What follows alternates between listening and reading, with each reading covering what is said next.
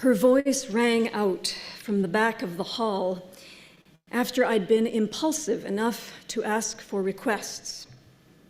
"Pennies," called out my dear friend Susan, naming a song I no longer played, and in fact, wasn't sure I even remembered. "I'm so sorry," I said, feeling regretful and embarrassed. "I don't remember how to play that one.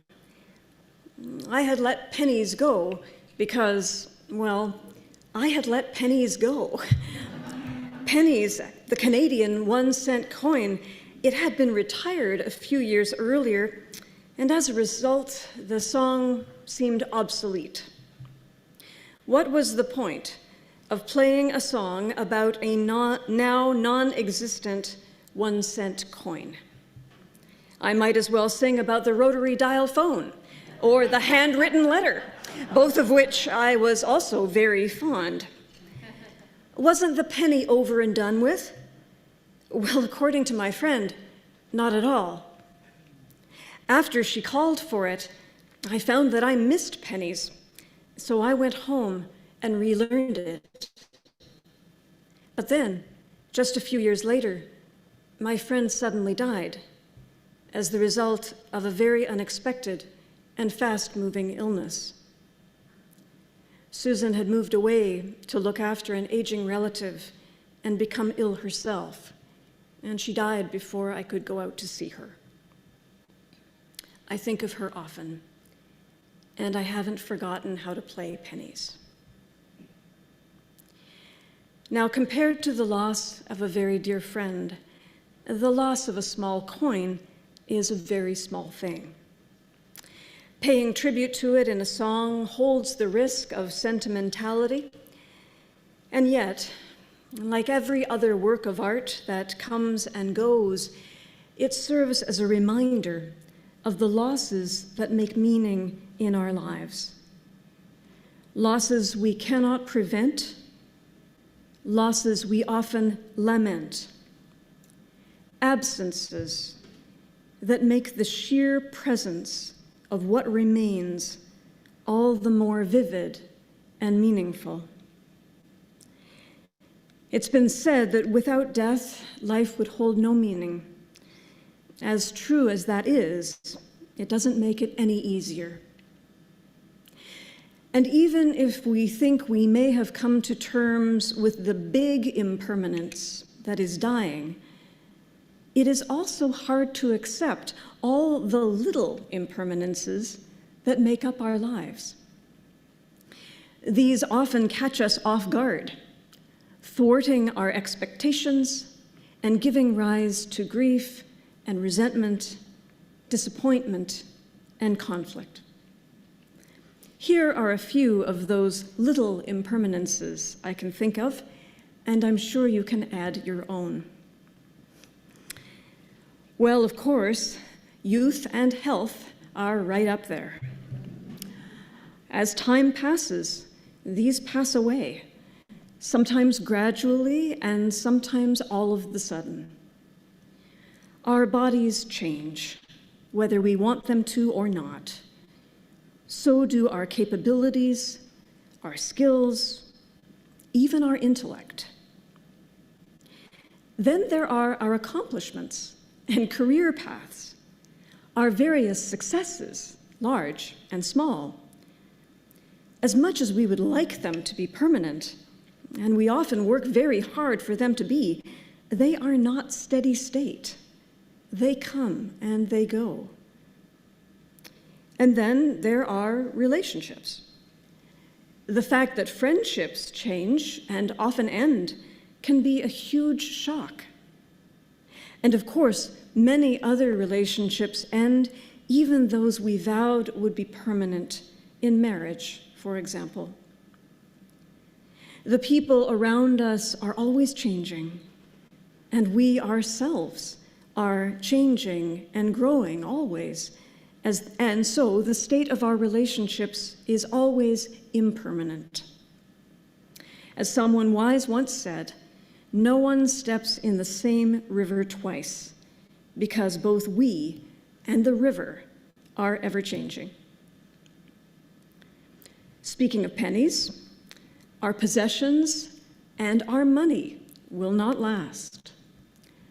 If we're fortunate, we may pass some along to others, and yet there is an impermanence to all material things, despite our attempts to think otherwise, especially when we are wealthy and privileged. Here's one thing we know a lot about: physical homes and buildings. They seem so permanent, so lasting, so concrete, and yet they too are impermanent. Also impermanent, the nature and composition of every church and organization we have ever known, including this one. Certain characteristics may be lasting, perhaps for many years, but a congregation's capacities, structures, activities, and abilities are anything but constant. They and we are ever-changing. In recent years, the pandemic has demonstrated that our ways of doing business and communicating with each other are not permanent either. The ways we meet, the ways we keep in touch, these were evidently not permanent, even though we may have expected them to be. Walking down any street of our city today will reveal the impermanent, as so many stores and restaurants are gone. So many people have now moved, and even the weather is different than it used to be. As someone who has lived in Toronto for more than 40 years, I can tell you that my city now seems to be haunted by ghosts on every corner. Now, this talk is called The Gifts of Impermanence, but from the litany of losses I have just shared with you, you might think it should be called The Curses of Impermanence, and I think you'd have a point. The losses, griefs, and disappointments of life are not what we would choose, and yet, if there is a secret at all to peace of mind and well-being, it is to accept life on life's terms, to let go of what needs to be released, turning our full attention to the present moment with the gifts that it continues to hold, whatever our circumstances may be.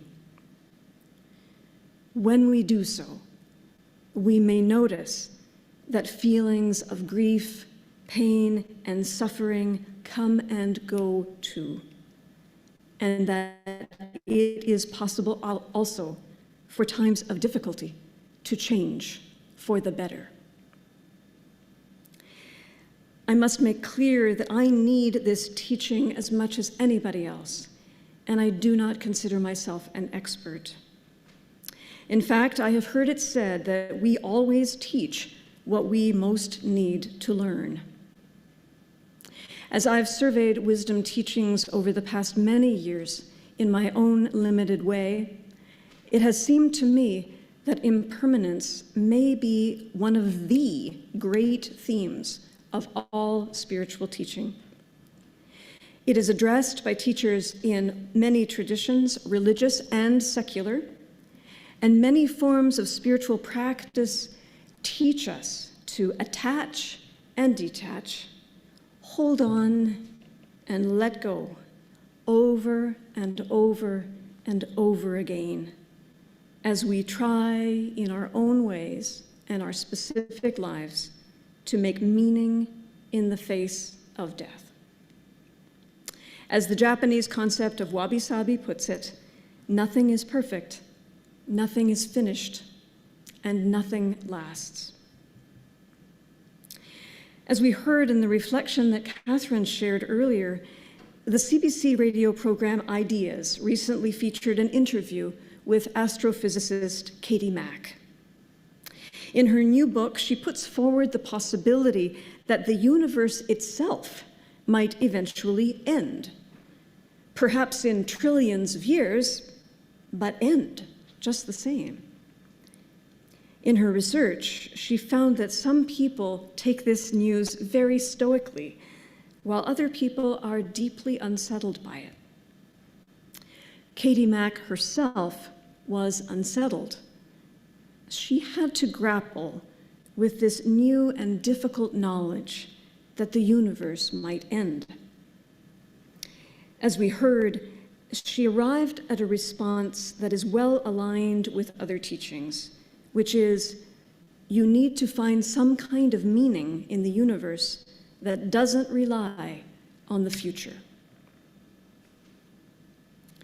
Recently, I attended an online talk by Cynthia Bourgeault, who is a wisdom teacher in the Christian tradition. She wrote a book called Mystical Hope, which suggests a route toward well-being that's very much in line with what Katie Mack arrived at herself. Cynthia Bourgeault pointed out that in our culture, hope tends to be tied to outcome.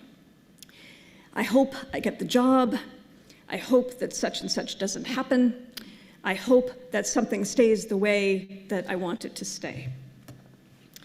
While planning and future hopes are completely normal and often necessary, she also tries to cultivate a more durable kind of hope that does not depend on outcome, one that allows for impermanence and finds meaning and richness in the here and now, exactly as it is.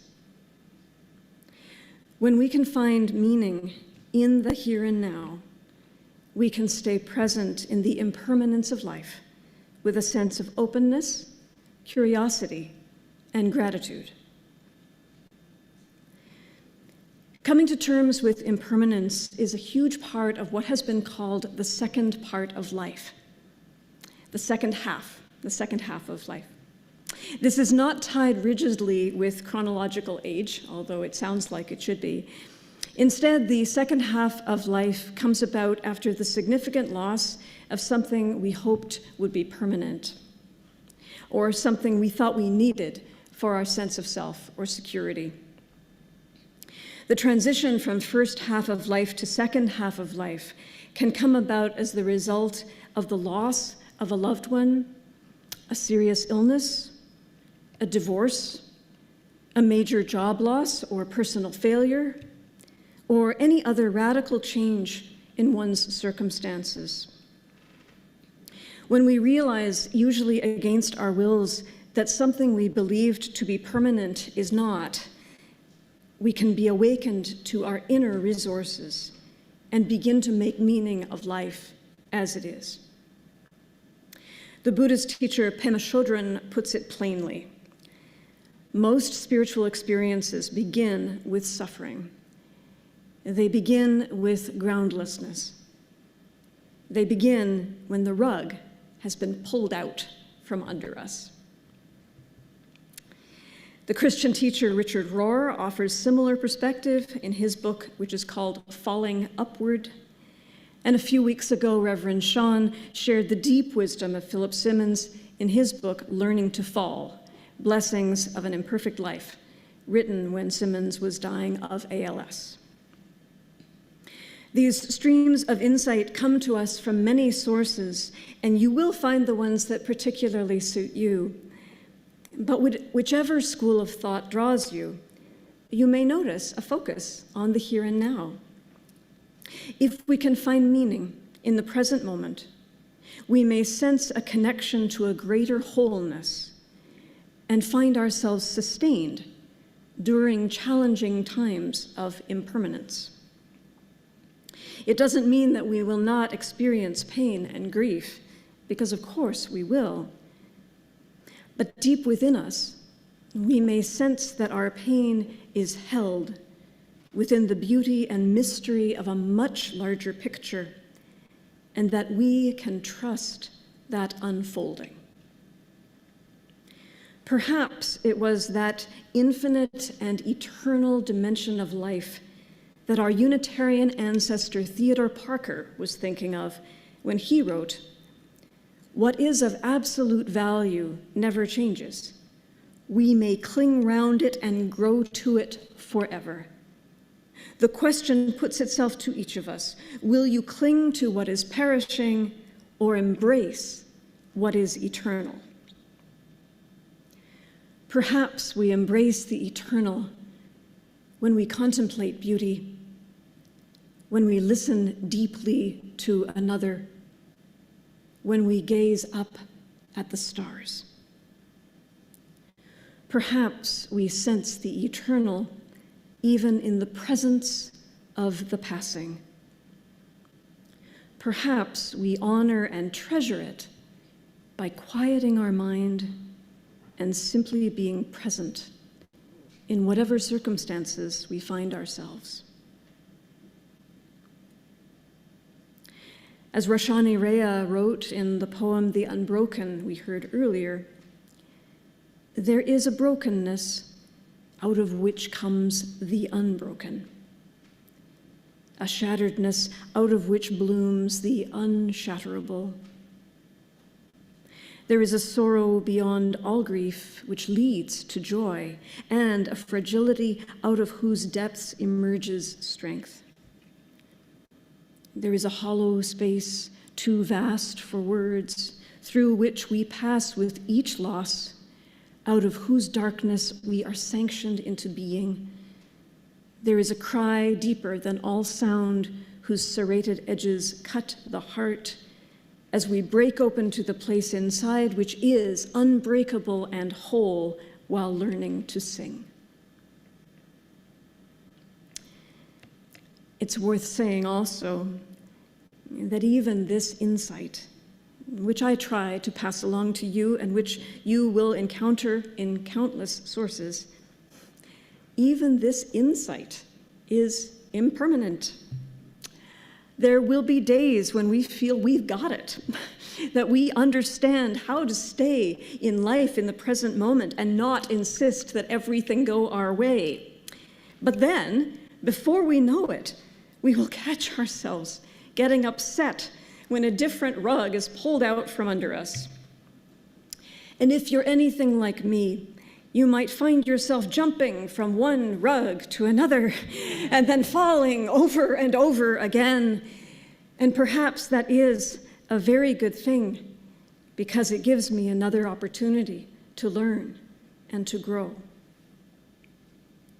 The great Buddhist teacher Thich Nhat Hanh, who himself died in January of this year, said, "Thanks to impermanence, everything is possible. Life itself is possible. One thing that is possible, thanks to impermanence, is that we might grow into people of more wisdom, compassion, empathy, and kindness. That we might expand in our capacity to love the world as imperfect as it is, and that we need not be stuck in the old patterns of demanding that things go our way or stay the way they are. When we understand that everything comes to us as a gift, and that every gift is one of impermanence, we can come to treasure what comes our way for the very brief time it does. We can honor the worth and the value of every single moment as it arises and passes away."